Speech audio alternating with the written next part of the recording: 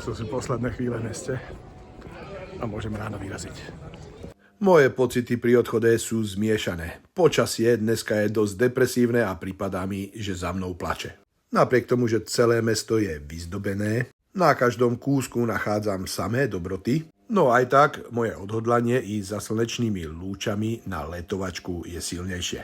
Už ako malý chlapec som vždy mával sen chodiť v zime do teplých krajín ako lastovičky. Viete, oplatí sa mať svoje sny a potom si ich plniť. Je to krásny pocit. Táto naša Trnava je krásna, ale v lete, v zime sa mi tu až tak moc nepáči. Celé leto sme s kolegami pracovali na tom, aby sme toto mesto zušľachtili. A dnes ešte máme poslednú rozlúčku, na ktorú som dostal pozvanie a som veľmi rád, že som sa jej mohol zúčastniť a rozlúčiť sa s kamarátmi. A s mojím šéfom, ktorý sa túto zimu zase uvidíme na Tenerife. Rozlúčil som sa aj s Peťom a Zdenkou, ktorí sú moji silní podporovatelia. Denne ma sledujú a zaujímajú sa o moju cestu.